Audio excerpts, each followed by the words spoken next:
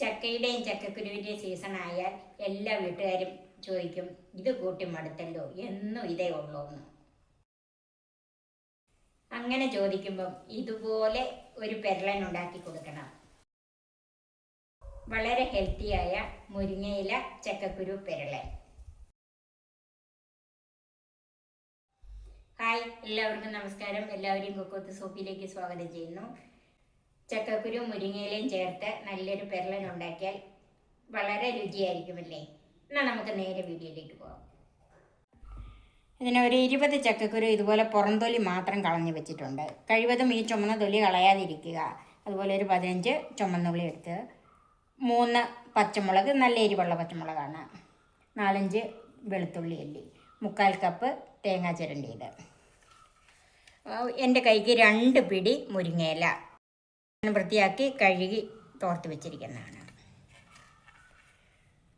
1/2 teaspoon കടുക്, 3 വറ്റൽമുളക്, 1/4 teaspoon ചെറിയ ജീരകം, ഉപ്പ്, കറിവേപ്പില, വെളിച്ചെണ്ണ, വെള്ളം.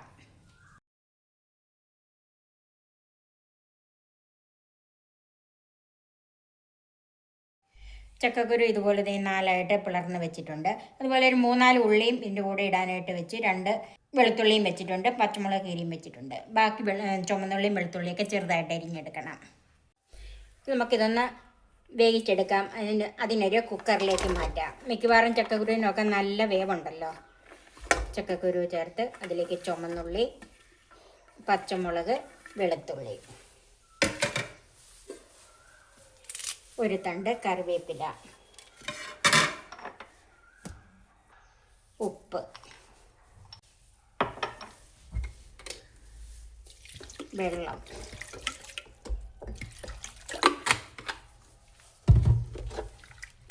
ഇത് നന്നായിട്ട് വേവിച്ചെടുക്കണം. ഞാൻ ഒരു 3 വിസിൽ, 1 വിസിൽ ഹൈ ഫ്ലെയിമിൽ, 2 വിസിൽ ലോ ഫ്ലെയിമിൽ.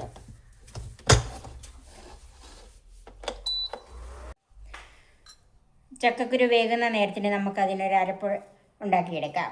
അതിന് മിക്സിയുടെ ജാറിലേക്ക് തേങ്ങ ചേർക്കാം,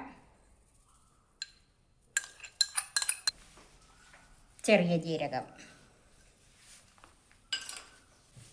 വെള്ളം,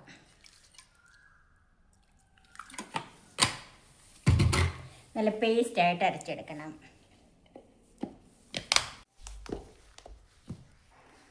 തേങ്ങയും ജീരകവും കൂടെ നല്ല പേസ്റ്റായിട്ട് അരച്ചിട്ടുണ്ട്. നമുക്ക് മാറ്റി വെക്കാം. ചൂടായ പാനിലേക്ക് വെളിച്ചെണ്ണ ഒഴിക്കാം.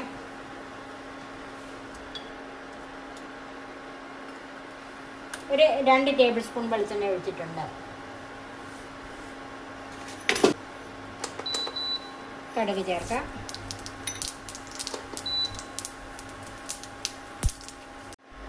കടുക് പൊട്ടിയതിലേക്ക് കറിവേപ്പിലയും പച്ചമുളകും ചേർക്കാം.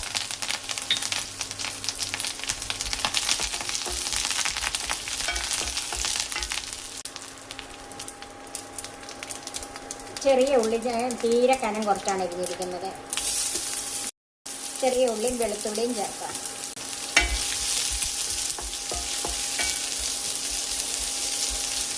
ഉള്ളി ഒന്ന് കളർ മാറി വരണം.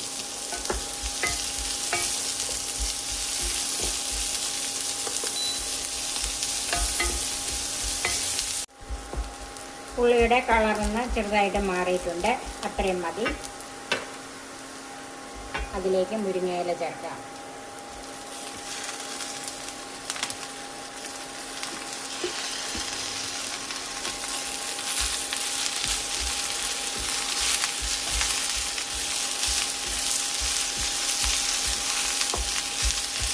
എണ്ണയിൽ തന്നെ മുരിങ്ങയില ഒന്ന് വഴന്നു വന്നാൽ മതി. മുരിങ്ങയിലയ്ക്ക് അത്രയ്ക്കുള്ള വേവേ ഉള്ളല്ലോ.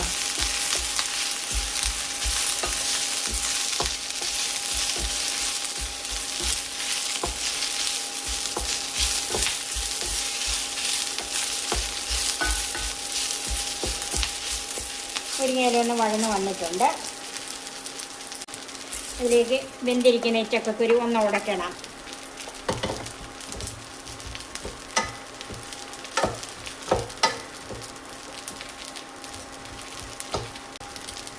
പൊടിയായിട്ട് ഉടയ്ക്കൊന്നും വേണ്ട, കുറച്ചൊന്ന് ഉടച്ചിട്ട് അത് ചേർത്ത് കൊടുക്കാം.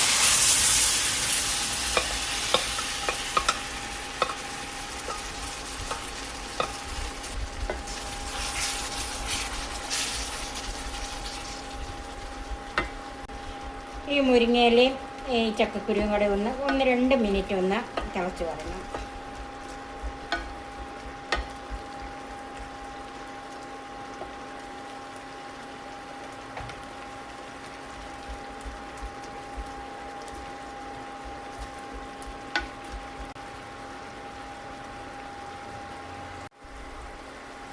ഇതിലേക്ക് അരച്ച് വെച്ചിരിക്കുന്ന അരപ്പ് ചേർക്കാം.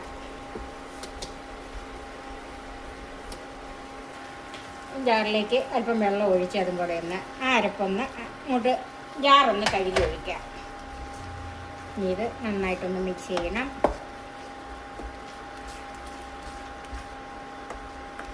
ഇതിനകത്ത് മഞ്ഞൾപ്പൊടിയോ മുളക് പൊടിയോ ഒന്നും ചേർക്കുന്നില്ല.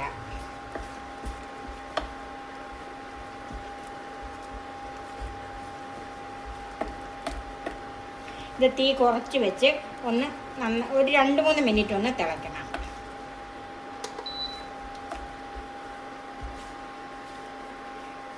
ഇതിൻ്റെ ഉപ്പൊന്ന് നോക്കണം. ഒരല്പം ഉപ്പ് കുറവുണ്ട്.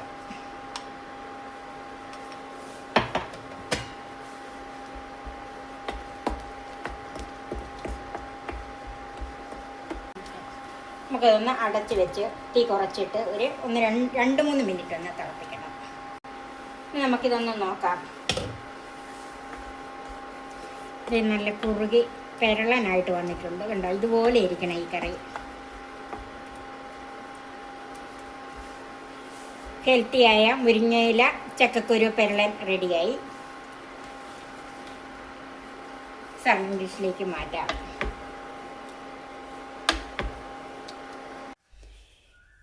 ഇതാണ് നമ്മുടെ വളരെ ഹെൽത്തിയായ മുരിങ്ങയില ചക്കക്കുരു പെരളൻ.